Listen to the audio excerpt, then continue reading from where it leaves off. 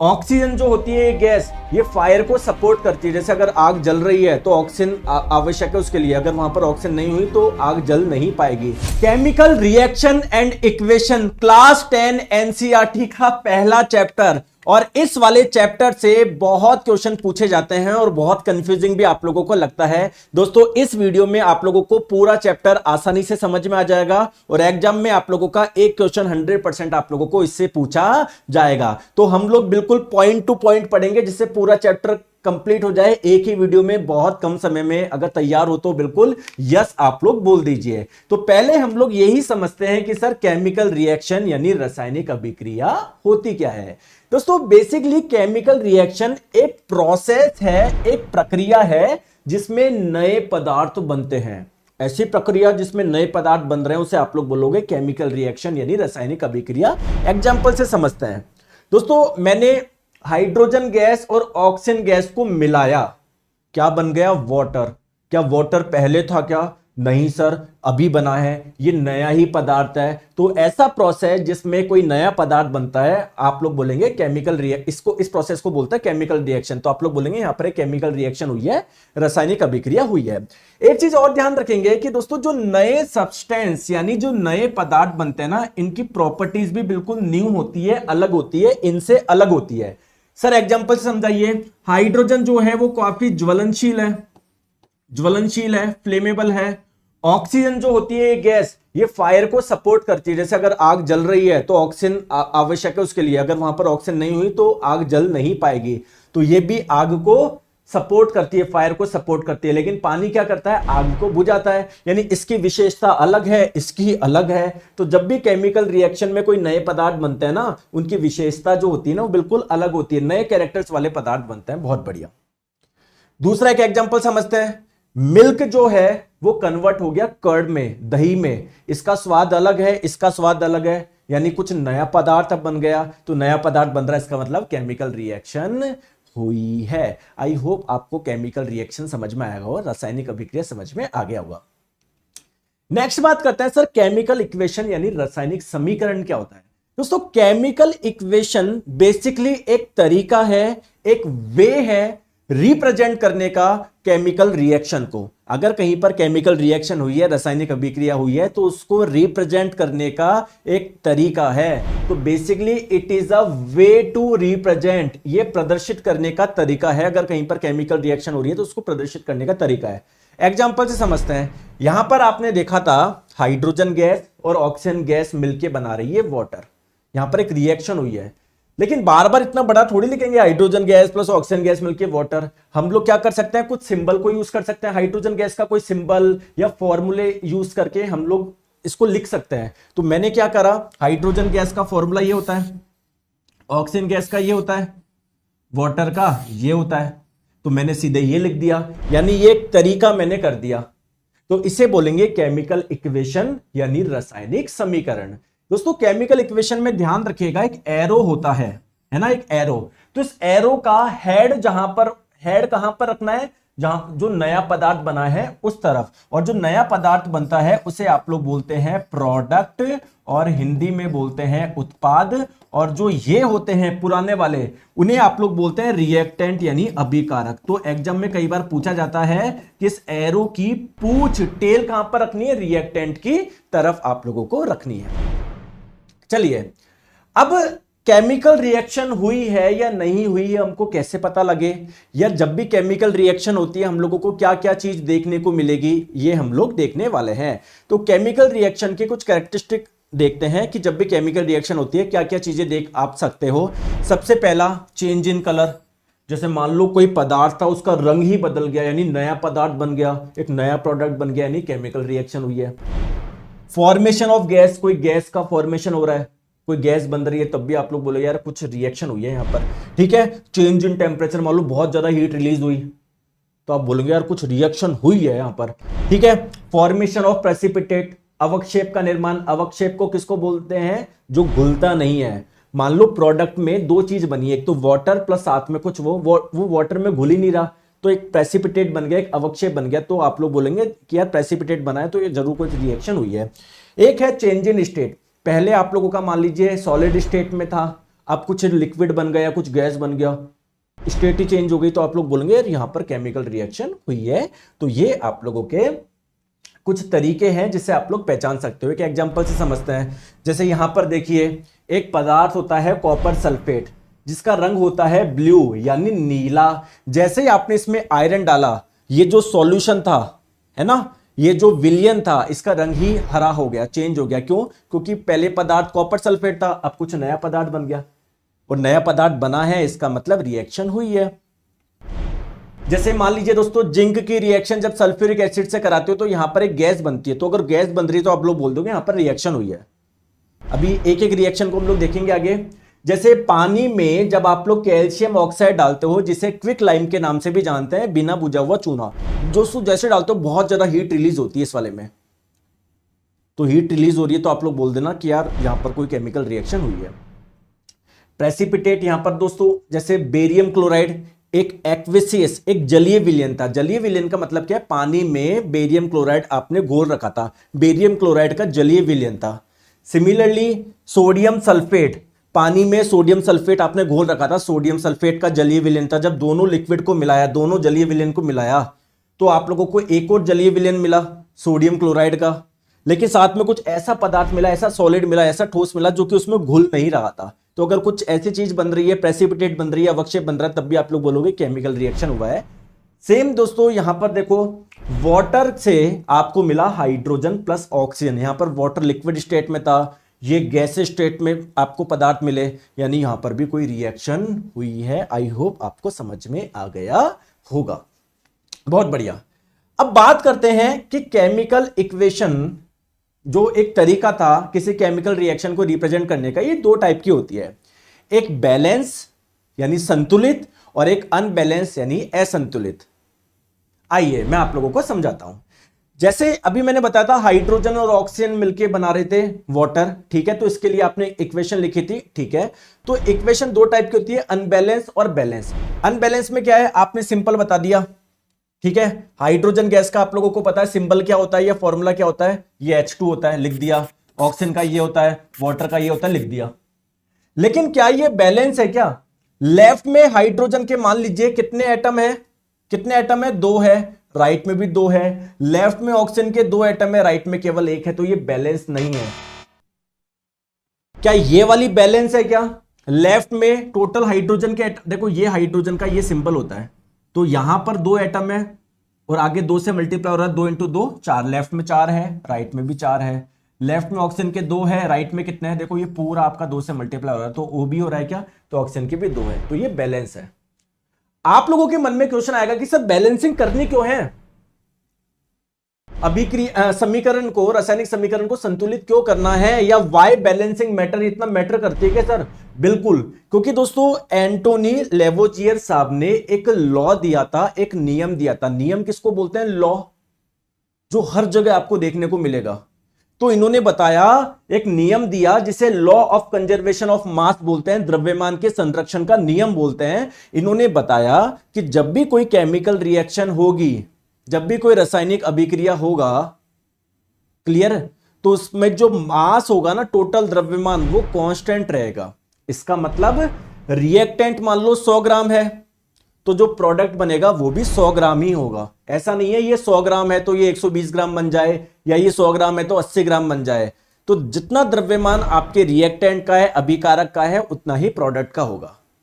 तो इसका मतलब आपको बैलेंस करना पड़ेगा, क्योंकि यहां पर क्या है, 2 हाइड्रोजन के एटम है, राइट में भी 2 गए, यानी हाइड्रोजन के एटम का जितना द्रव्यमान इधर था उतना ही इधर है। लेकिन यहां पर 2 एटम, ऑक्सीजन के यहां पर 1 ही है, तो यहां पर द्रव्यमान कम हो गया। तो फिर लॉ ही आपने गलत कर दिया। तो आप लोगों को पता है लॉ हमेशा सही होता है, तो इसलिए हम लोगों को इक्वेशन को बैलेंस करनी पड़ेगी, संतुलित करनी पड़ेगी। और ऐसी इक्वेशन जो बैलेंस नहीं है, अनबैलेंस है, उसे हम लोग स्केलेटल इक्वेशन के नाम से भी जानते हैं, कंकाल समीकरण के नाम से भी जानते हैं। Very good. चलिए अब देखते हैं कि सर इक्वेशन को बैलेंस कैसे करें। बहुत आसान है। जैसे एक इक्वेशन मैं लिख देता हूं यहां पर, है ना, जो कि एक रिएक्शन को रिप्रेजेंट कर रही है कि वाटर में जब हमने आयरन डाला, ये वाटर और आयरन को मिलाया, तो हमको मिला Fe3O4 प्लस हाइड्रोजन। क्या ये बैलेंस है क्या, मुझे बताओ, चेक करते हैं, आ जाओ। देखो हमारे पास में कौन कौन से एलिमेंट है इस पूरी इक्वेशन में, आयरन है, हाइड्रोजन है और ऑक्सीजन है। लेफ्ट में आयरन के कितने एटम है, केवल एक एटम है। राइट में कितने हैं, इस सेट प्रोडक्ट में देखो जो प्रोडक्ट बना वहां पर आयरन के कितने हैं, 3 है। हाइड्रोजन के लेफ्ट में कितने हैं, 2 है। राइट में कितने हैं, राइट में भी 2 है। ऑक्सीजन के लेफ्ट में कितना है, 1। राइट में कितने हैं, 4 है। क्या ये इक्वेशन बैलेंस है क्या, नहीं। देखिए हाइड्रोजन के तो लेफ्ट में जितने हैं राइट में भी उतने हैं, लेकिन आयरन के और ऑक्सीजन के बैलेंस नहीं है। आपको बैलेंस करना पड़ेगा ना, कैसे करें, सिंपल से मुझे बताओ यार। यहां पर 4 है, यहां पर 1 ही है, तो आप इसको भी 4 बना लो, तो 4 से मल्टीप्लाई कर लीजिए, 4 से मल्टीप्लाई कर लीजिए, क्या दिक्कत है।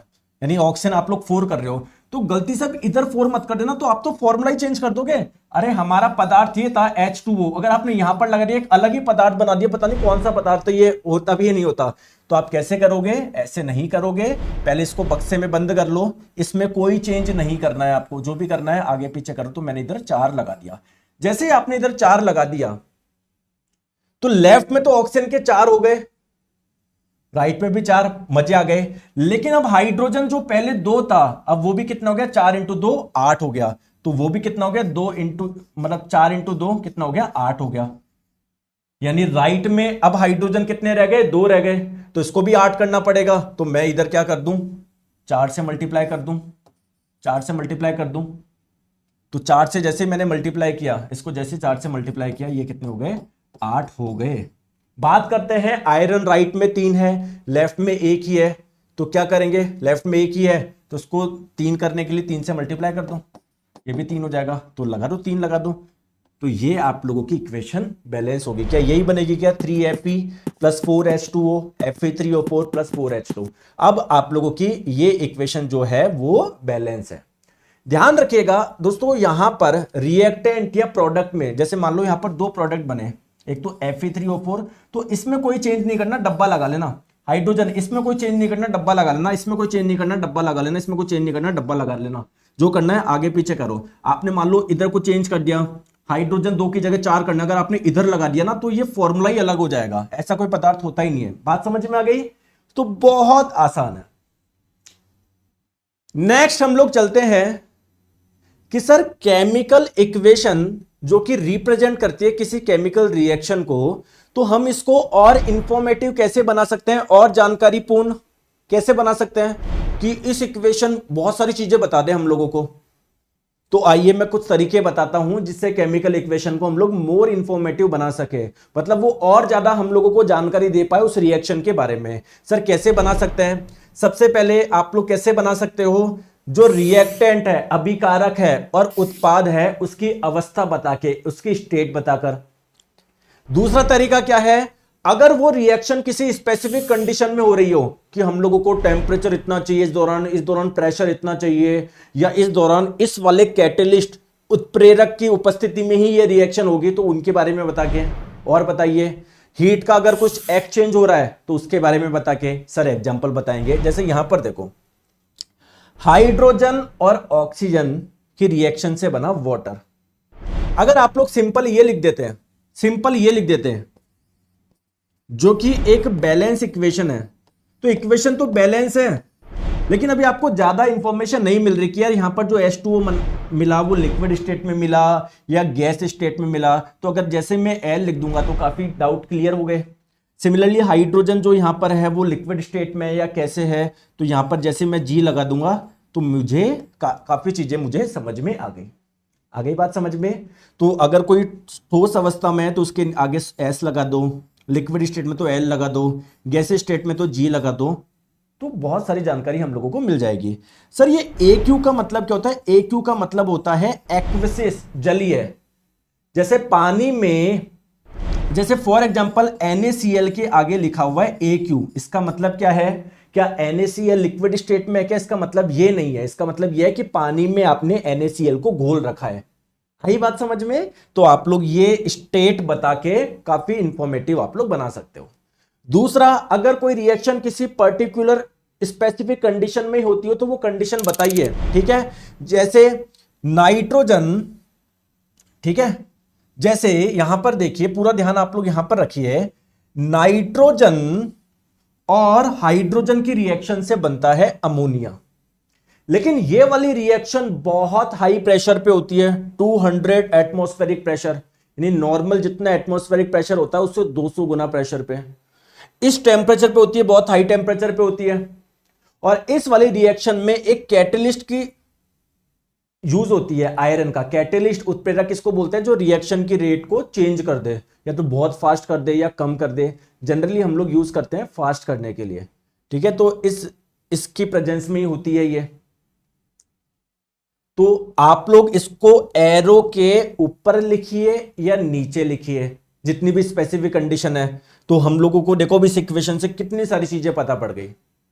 एक है अगर कुछ हीट का एक्सचेंज हो रहा है, यानी हीट रिलीज हो रही है या हीट एब्जॉर्ब हो रही है, तो वो बता के, जैसे HCl, hydrochloric acid, sodium hydroxide, इन दोनों की रिएक्शन करवाते हो ना तो हीट रिलीज होती है, प्रोडक्ट तो बनता ही है, साथ में हीट रिलीज होती है। तो इस हीट को मैं इधर बता दूं। या किसी रिएक्शन में अगर हीट एब्जॉर्ब हो रही है, जैसे मान लो A को जब आपने हीट दिया तो आपको मिला B प्लस C, तो हीट अगर एब्जॉर्ब हो रही है तो उसको लिख के बता दो, कोई दिक्कत नहीं है। रिलीज हो रही है तो उसको इस साइड बता दो, प्रोडक्ट साइड। तो इन छोटी छोटी चीजों से आप लोग इक्वेशन को और भी ज्यादा इंफॉर्मेटिव बना सकते हो। चलिए अब बात करते हैं, सर केमिकल रिएक्शन तो बहुत सारी होती है, टाइप बताओ। तो जितने भी केमिकल रिएक्शंस होती है उसको हम लोग कुछ टाइप में डिवाइड कर सकते हैं। एक होती है आप लोगों की कॉम्बिनेशन रिएक्शन, संयोजन अभिक्रिया।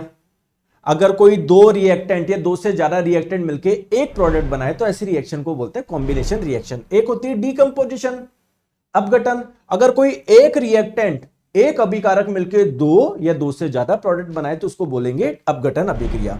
एक होती है सिंगल डिस्प्लेसमेंट, एकल विस्थापन, या सिंपली डिस्प्लेसमेंट रिएक्शन बोल सकते हो, जिसमें कोई डिस्प्लेस हो जाए, कोई विस्थापित हो जाए। जैसे मान लो ये ए बी बैठे थे, सी की रिएक्शन करवाई, तो सी मान लो बी से ज्यादा शक्तिशाली था, उसको भी ए से चिपकना था, बी भी चिपका हुआ है, तो बी को हटा देगा, भाई तू हट, मैं आके बैठ गया, तो उसने बी को डिस्प्लेस कर दिया। एक जना डिस्प्लेस हुआ ना तो सिंगल डिस्प्लेसमेंट रिएक्शन। एक होती है डबल डिस्प्लेसमेंट रिएक्शन, द्विविस्थापन अभिक्रिया।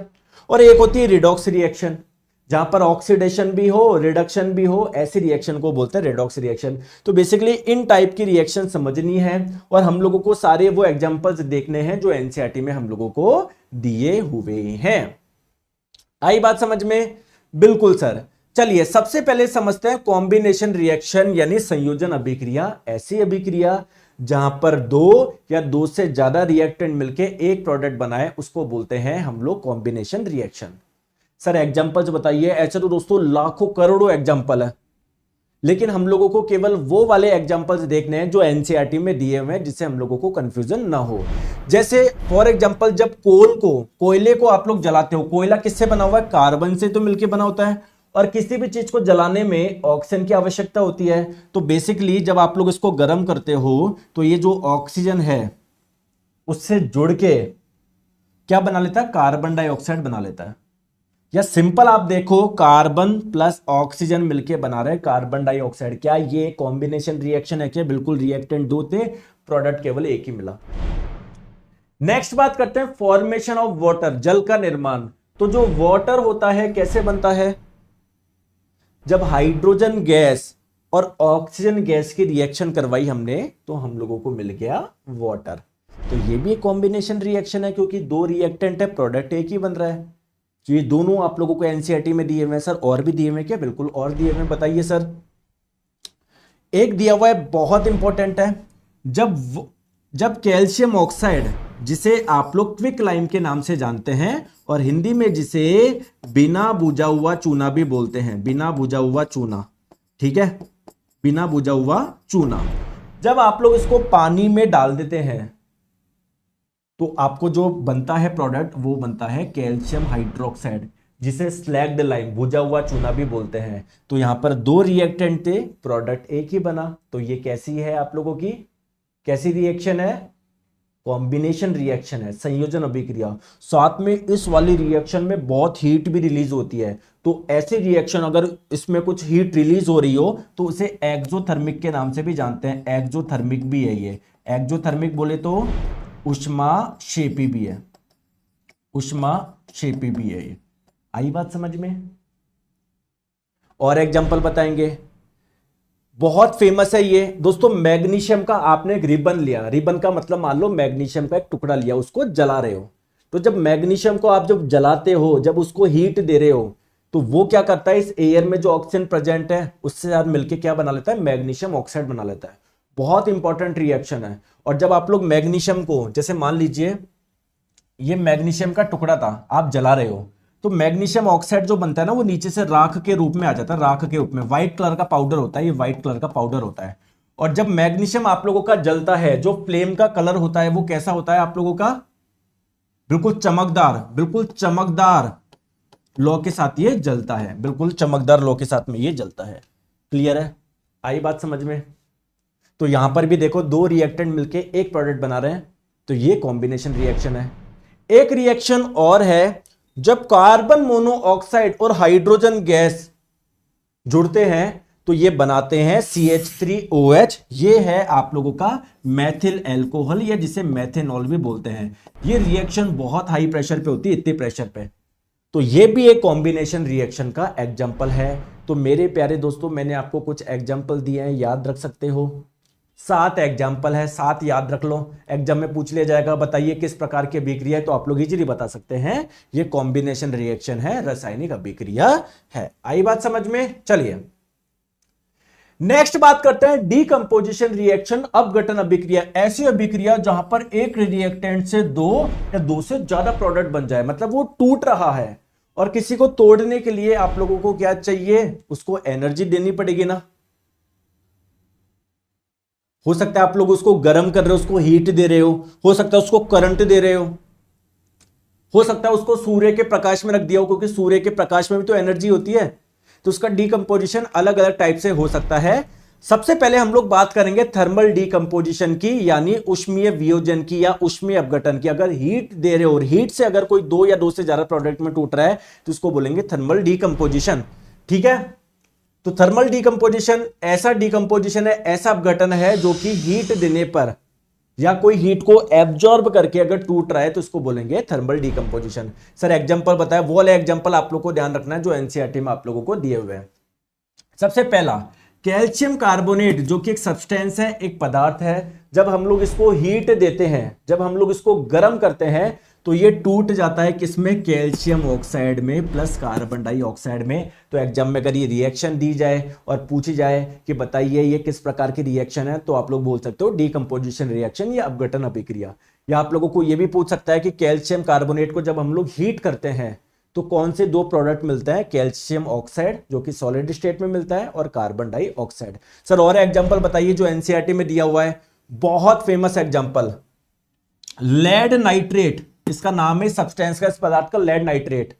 जब इसको गर्म करते हैं तो 3 प्रोडक्ट मिलते हैं, एक तो लेड ऑक्साइड, एक nitrogen dioxide plus oxygen gas. और ये जो नाइट्रोजन डाइऑक्साइड होती है ना, ये भूरे रंग की गैस होती है, ब्राउन रंग की गैस होती है। तो इस बार आप लोगों के ग्रुप डी में पूछा गया था 2022 के कि लेड नाइट्रेट को गर्म करने पर एक गैस मिलती है भूरे रंग की, बताओ कौन सी होती है, नाइट्रोजन डाइऑक्साइड होती है। ऑक्सीजन का तो कोई कलर होता नहीं और ये गैस नहीं है, ये सॉलिड है। या कई बार पूछ लेगा लेड नाइट्रेट को गर्म करने पे बताओ कौन से 3 प्रोडक्ट बनते हैं, तो आप लोगों को ध्यान रखना है ये 3 प्रोडक्ट बनते हैं। एनसीईआरटी में नेक्स्ट आप लोगों को दिया हुआ है सोडियम हाइड्रोजन कार्बोनेट, या जिससे सोडियम बाई कार्बोनेट भी बोलते हैं। इसका दोस्तों कॉमन नेम बेकिंग सोडा भी है या खाने का सोडा भी है। क्लियर है? तो जब आप लोग इसे हीट करते हैं, जब गर्म करते हैं, तो आपको मिलता है सोडियम कार्बोनेट प्लस आपका H2O प्लस CO2। तो एग्जाम में पूछा जा सकता है ये किस प्रकार की रिएक्शन है, या आप लोगों का जब सोडियम हाइड्रोजन कार्बोनेट जब टूटेगा, डिकम्पोज होगा, तो क्या प्रोडक्ट मिलेंगे। ये 3 रिएक्शन आप लोगों को ध्यान रखनी है। चलिए नेक्स्ट डीकंपोजिशन का टाइप है फोटोलिसिस। लिसिस का मतलब होता है टूटना, फोटो का मतलब लाइट, लाइट के प्रेजेंस में। जैसे सन की जो लाइट होती है, सूर्य का जो प्रकाश होता है, उसमें तो एनर्जी होती है, तो इस एनर्जी से कोई टूट जाए तो इसको बोलेंगे फोटो डिकम्पोजिशन या फोटोलिसिस। ठीक है, तो जब सनलाइट के प्रेजेंस में अगर कोई टूट रहा है, डिकम्पोजिशन हो रहा है किसी को, तो उसको बोलेंगे फोटोलिसिस। दो एग्जांपल एनसीईआरटी में दिए हुए, ध्यान रखना। जब आप लोग सिल्वर क्लोराइड को सनलाइट की प्रेजेंस में रख दोगे तो ये आपका डिकम्पोज हो जाएगा, अपघटन इसका हो जाएगा और आप लोगों को मिलेगा सिल्वर प्लस क्लोरीन गैस। बहुत फेमस एग्जांपल है। सिमिलरली सिल्वर ब्रोमाइड, ये भी एक पदार्थ होता है, इसको भी आप लोग रख दोगे तो ये भी टूट जाएगा, सिल्वर प्लस ब्रोमीन। आप लोग ध्यान रखिएगा, ये दोनों रिएक्शन यूज होती है। अगर आपसे पूछा जाए ये दोनों रिएक्शन कहां पर होती है, जो ब्लैक एंड व्हाइट फोटोग्राफी होती है ना, वहां पर आप लोगों को ये वाली रिएक्शन देखने को मिलेगी, ब्लैक एंड व्हाइट फोटोग्राफी में। दो एग्जांपल याद रख लोगे। ऐसे तो बहुत सारे होते हैं, लेकिन हमको वही ध्यान रखना है जो एनसीईआरटी में दिए हुए हैं। एक होता है आप लोगों का इलेक्ट्रोलिसिस या विद्युत अपघटन या विद्युत वियोजन। करंट आप लोग दे रहे हो, कोई करंट में भी तो एनर्जी होती है, तो इसका एक एग्जांपल ध्यान रखना है। वाटर में जब करंट प्रोवाइड करा देंगे तो आपको हाइड्रोजन गैस और ऑक्सीजन गैस मिलेगी। एनसीईआरटी ने आपको ये डायग्राम भी दिया हुआ है।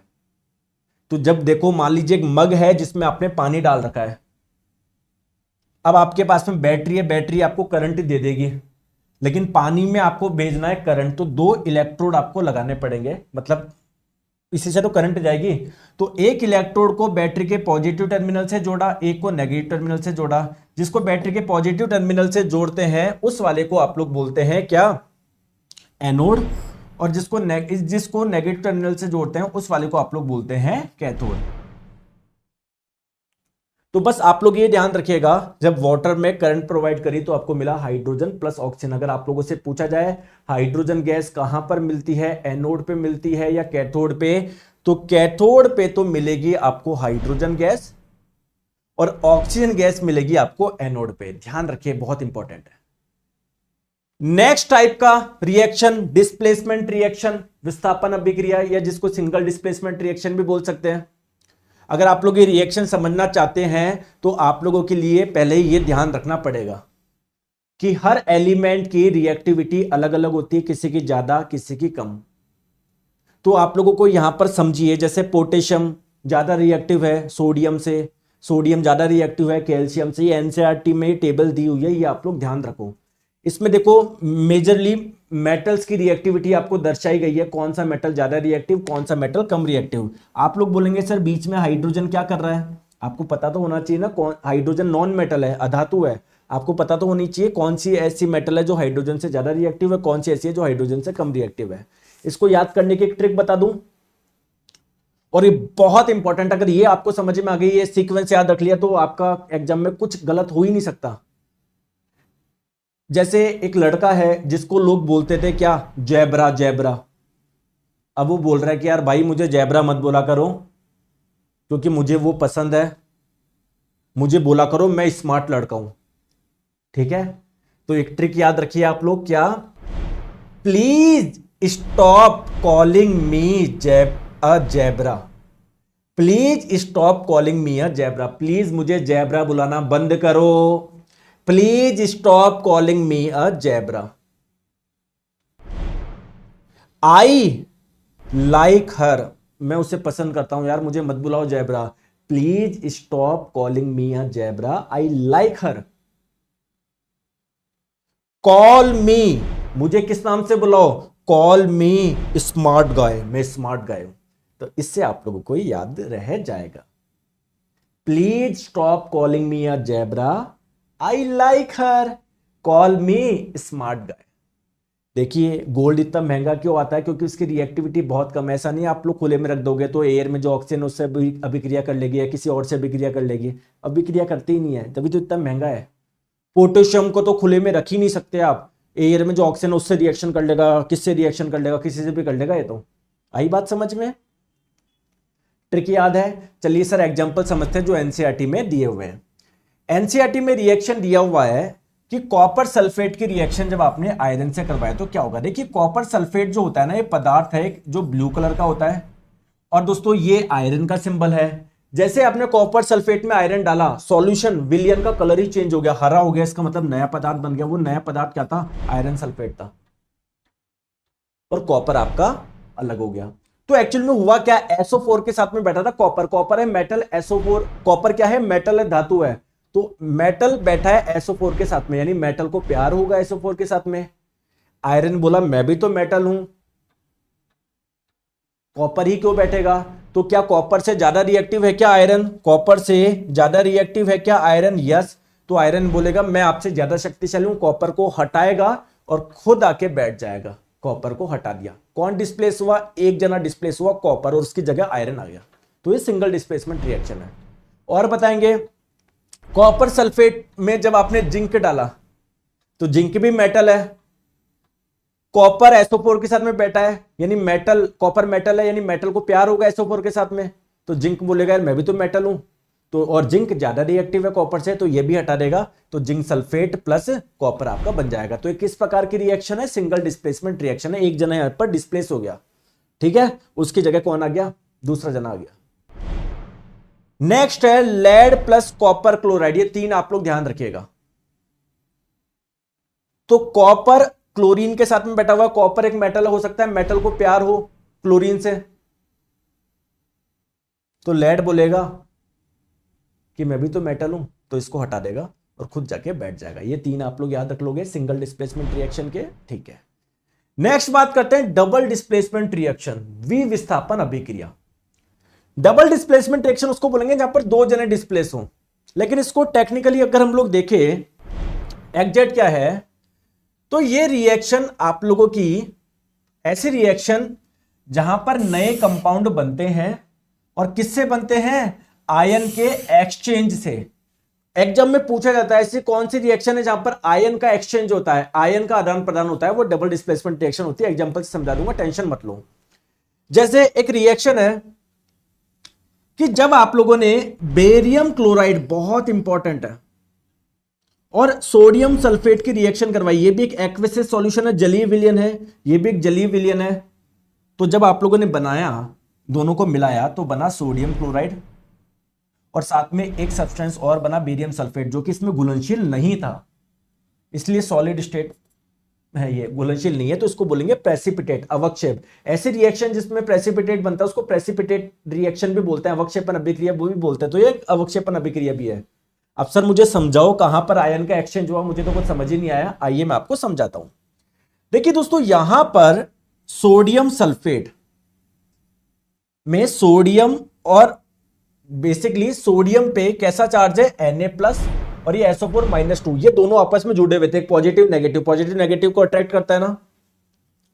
और BaCl2 में Ba+, Ba+2+, और Cl-, जब किसी पे कोई चार्ज होता है, आवेश होता है, उसको बोलते हैं आयन। तो एक तो ये आयन था, एक ये आयन था, ये दोनों जुड़े हुए थे।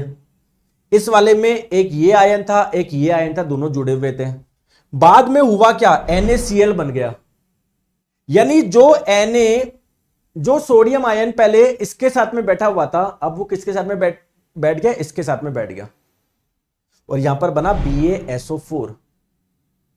यानी जो पहले बेरियम आयन पहले क्लोरीन आयन के साथ में बैठा हुआ था, वो इसके साथ में जाके बैठ गया, तो आयन का एक्सचेंज हो गया ना। तो ये है आपकी डबल डिस्प्लेसमेंट रिएक्शन। एक एग्जांपल दिया हुआ है, ये ध्यान रखना, एक ही तो याद रखना, एक भी याद नहीं रख पा रहे क्या? क्लियर है? बात करते हैं रिडॉक्स रिएक्शन के। दोस्तों रिडॉक्स रिएक्शन उसको बोलते हैं जहां पर ऑक्सीडेशन भी हो, रिडक्शन भी हो। तो पहले समझते हैं ऑक्सीडेशन क्या है, रिडक्शन के, और फिर रिडक्शन क्या है, फिर दोनों एक साथ होंगे तो समझ लेंगे रिडॉक्स रिएक्शन हुई है। तो पहले ऑक्सीडेशन को समझते हैं, ठीक है। तो अगर किसी से इलेक्ट्रॉन का लॉस हो रहा है, तो आप लोग बोलोगे उसका ऑक्सीडेशन हुआ है। या अगर किसी में ऑक्सीजन जुड़ रहा है, तो आप लोग बोलेंगे उसका ऑक्सीडेशन हुआ है। या किसी से हाइड्रोजन हट रहा है, या कोई हाइड्रोजन लॉस कर रहा है, तो आप लोग बोलेंगे उसका ऑक्सीडेशन हुआ है। एग्जांपल से समझेंगे, डोंट वरी। और जस्ट इसका उल्टा, अगर किसी में इलेक्ट्रॉन जुड़ रहे हैं, कोई इलेक्ट्रॉन गेन कर रहा है, तो आप लोग बोलेंगे उसका रिडक्शन हुआ है। किसी से ऑक्सीजन हट रहा है, तो आप लोग बोलेंगे उसका रिडक्शन हुआ है। किसी में हाइड्रोजन जुड़ रहा है, तो आप लोग बोलेंगे उसका रिडक्शन हुआ है। सर एग्जांपल से समझाइए। आइए मैं एग्जांपल से समझाता हूं। जो आपको एनसीईआरटी में दिया हुआ है। एक रिएक्शन है कि जब जिंक ऑक्साइड जो कि एक सब्सटेंस है, पदार्थ है, इसकी रिएक्शन करवाई आपने कार्बन से, तो मिला जिंक प्लस कार्बन मोनोऑक्साइड। देखो जिंक ऑक्साइड से ऑक्सीजन हटा तभी तो जिंक बना, और जिससे ऑक्सीजन हटता है तो आप लोग बोलते हैं उसका रिडक्शन हो रहा है, अपचयन हुआ है, यानी जिंक ऑक्साइड का हुआ है रिडक्शन, अपचयन। कार्बन में ऑक्सीजन जुड़ा तभी तो कार्बन मोनोऑक्साइड बना, यानी कार्बन का क्या हुआ है, ऑक्सीडेशन हुआ है, ऑक्सीकरण हुआ है। तो इस रिएक्शन में ऑक्सीडेशन भी हो रहा है, रिडक्शन भी हो रहा है, यानी ये रिडॉक्स रिएक्शन है। और एग्जांपल बताइए जो एनसीईआरटी में दिया हुआ है। कॉपर ऑक्साइड की रिएक्शन करवाई जब आपने हाइड्रोजन गैस से, तो मिला आप लोगों को कॉपर प्लस वाटर।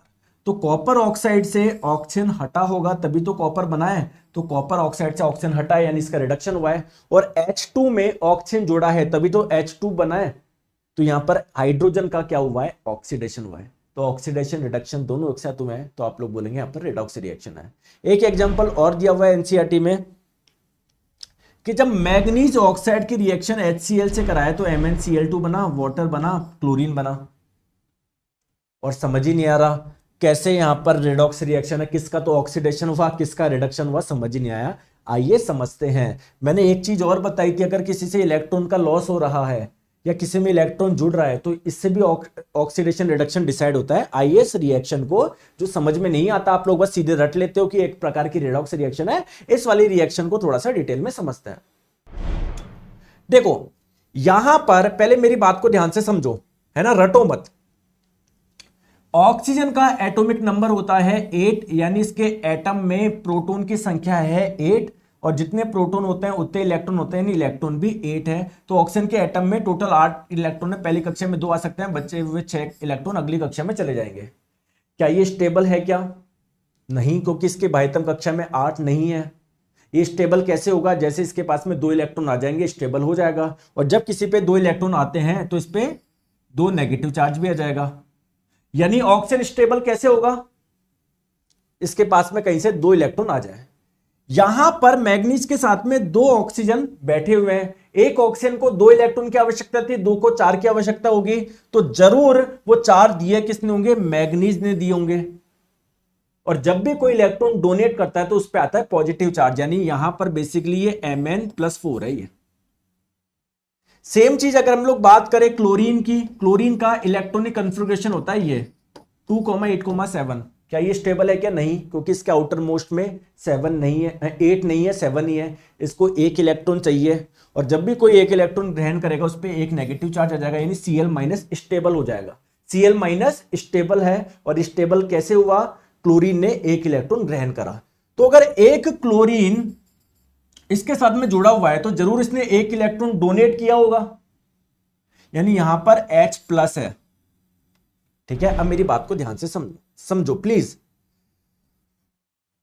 इसकी बात करो, मैग्नीज ऑक्साइड की बात करो,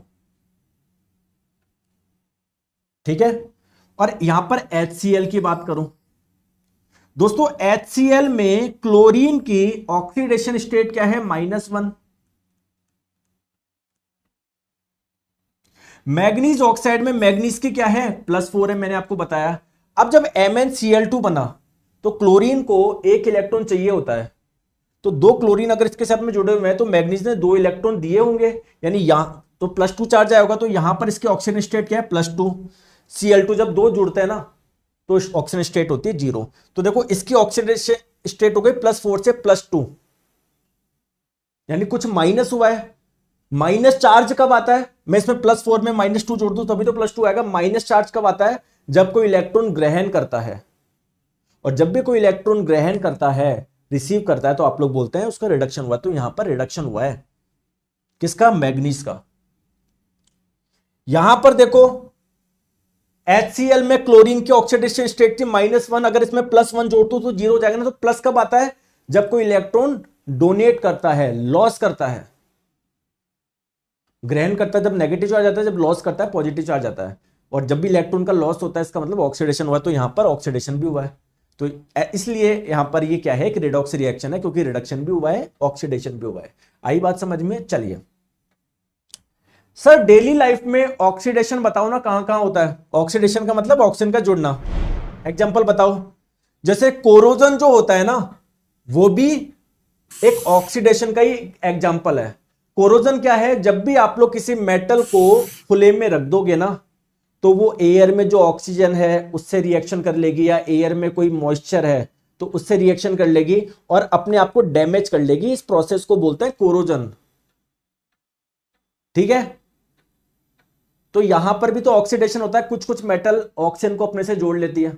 जैसे एक एग्जांपल बताता हूं मैं, जो आयरन पे रस्ट लगती है, कैसे लगती है? आयरन को जब आप खुले में रख दोगे ना, तो एयर में जो ऑक्सीजन प्रेजेंट है उससे रिएक्शन कर लेगी, एयर में जो वाटर वेपर प्रेजेंट है उससे रिएक्शन करके कुछ नया पदार्थ बना लेगी, जो कि रेडिश ब्राउन कलर का होता है। इसी प्रोसेस को तो बोलते हैं रस्ट। तो रस्ट भी तो एक ऑक्सीडेशन का एग्जांपल है। और बताओ, कॉपर को जब आप लोग खुले में रख दोगे तो कॉपर क्या करता है? एयर में जो कार्बन डाइऑक्साइड प्रेजेंट है, वो एयर में जो ऑक्सीजन प्रेजेंट है, वो जो वाटर है उससे रिएक्शन करके बना लेता है copper hydroxide plus copper carbonate. और इस कॉपर कार्बोनेट के बनने की वजह से इसका रंग क्या हो जाता है? हरा हो जाता है।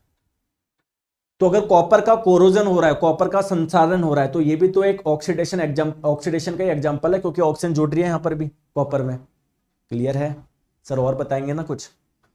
और बताए? और बताता हूं सर। पहले तो बताओ, कोरोजन से बचने के कुछ उपाय है क्या? दोस्तों, आप लोग क्या कर सकते हो? पेंट लगा सकते हो मेटल पे, या गैल्वेनाइजेशन प्रोसेस यूज कर सकते हो। गैल्वेनाइजेशन प्रोसेस क्या होता है? किसी मेटल पे जिंक की कोटिंग कर देना, क्योंकि जिंक काफी कम रिएक्टिव होता है। क्लियर है? तो वो आपका ओरिजिनल मेटल बच जाएगा। इलेक्ट्रोप्लेटिंग, ये कुछ मेथड है जिससे कोरोजन से बचा जा सकता है। और डेली एग्जांपल बताइए सर ऑक्सीडेशन का। जब आप लोग ऑयल वाले फूड को खुले में रख दोगे, ऑयल में क्या होता है? बहुत मात्रा में फैट होता है, तो ये ऑक्सीजन को अपने से जोड़ के एयर में जो ऑक्सीजन है उससे अभिक्रिया करके कुछ और ही प्रोडक्ट बना लेता है, जो काफी बदबू होती है जिसमें। इस प्रोसेस को बोलते हैं रेंसिडिटी। तो अगर कहीं पर रेंसिडिटी हो रही है, ये भी एक ऑक्सीडेशन का ही क्या है? एग्जाम्पल है। सर, अब रेंसिडिटी से कैसे बचा जाए? एंटीऑक्सीडेंट ऐड कर दीजिए। एंटीऑक्सीडेंट क्या होता है? फ्री ऑक्सीजन को खत्म करता है।